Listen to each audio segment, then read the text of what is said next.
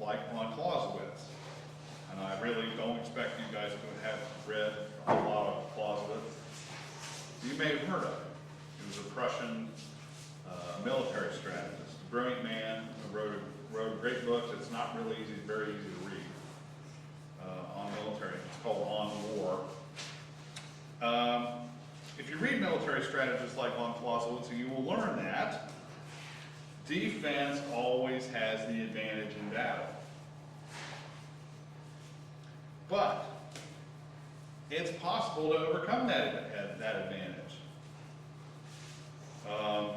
And the way it's done is using surprise, or weakening or destroying the morale of the defense. And how you weaken or destroy the morale of the defense? How would you guys do it? You crank up the propaganda machine and beat the drum.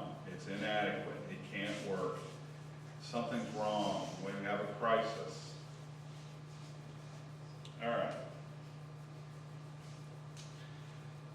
Basically, the crisis is always used to advance government.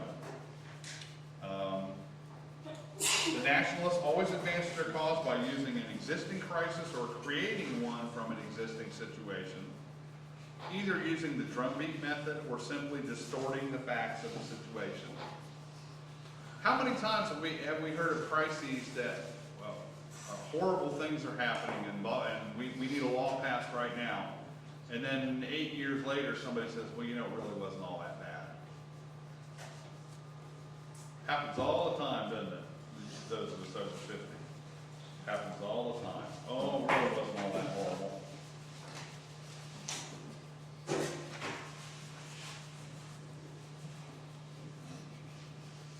One of the key nationalists during the Confederation Congress period was Alexander Hamilton. He was not a member of Congress, but one of Washington's right-hand men during the War for Independence. He fought bravely, if not heroically, at Yorktown. And you can, if you ever visit Yorktown, you can find Redoubt number 10 that he was involved in taking in a hand-to-hand battle. Many, if not most, of the Continental Army officers were nationalists. Can you think of a reason why they might have become nationalists? Yeah, essentially. The fact that the Congress couldn't pay them and couldn't feed them and couldn't clothe them and couldn't get them ammunition and guns. What they saw that do essentially due to the fact that Congress was ineffective in keeping an army in the field. Basically, that's sort of what becomes important to Hamilton in getting a new constitutional convention. Hamilton started working for a new constitution in 1778, before the Articles even take effect. Hamilton was an early drumbeater for a quote.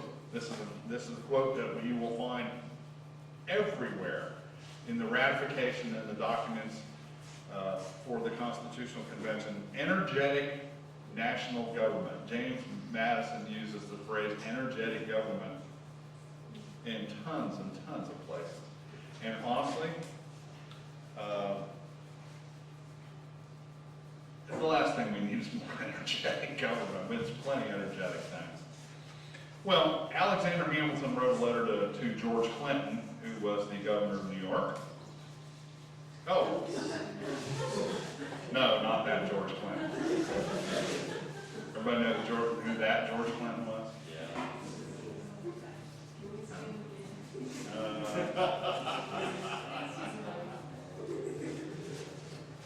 Hey Chuck, just right click on the mouse and it'll pull up the screen. You go back and do this. Right click on the mouse and then go to last view, previous.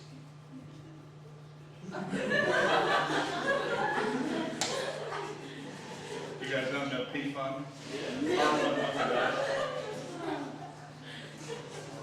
Yeah. All right. Here's his letter. There is a matter which often obtrudes itself upon my mind, don't worry about that word, and which requires the attention of every person of sense and influence among us. In other words, all the smart people need to really think about this. I mean a degeneracy of representation in the great council of America. It is a melancholy truth, sir, and the effects of which we daily see and feel. That there is not so much wisdom in a certain body as there ought to be. What body do you think he's talking about? Congress. And as the success of our affairs absolutely demands, many members of it are no doubt men in every respect fit for the trust, but this cannot be said of it as a body. If you look into their conduct in the civil line, you will equally discover a deficiency of energy. There it is again.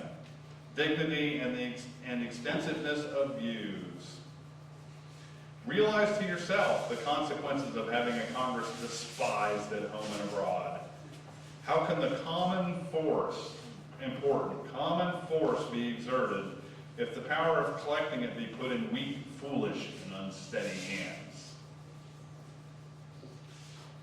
How can we hope for success in our European negotiations if the nations of Europe have no confidence in the wisdom, vigor of the great continental government? The sentiments I have advanced are not fit for the vulgar ear, and circumstanced as I am, I should with caution utter them except to those in whom I may place entire confidence. Now, here's what I want you to know. Phrase deficiency of energy shows up everywhere in the literature of the Nationalists. This is the drumbeat we talked about. Insufficient power, deficiency of energy. You'll see phrases like this all over the place. It was picked up by Madison in his own drumbeat for a new form of government, and they used it all the way through the writing of the Federalist Papers. Common force. Common force. Who was here last year to see Dr. Kaufman talk? A whole bunch of you. Do you remember what he talked about when he talked about the differences between John Locke and Jean-Jacques Rousseau? Rousseau has the idea of the quote-unquote the common will. This sort of marks Hamilton as an admirer of Rousseau, this which isn't all that shocking to some of it.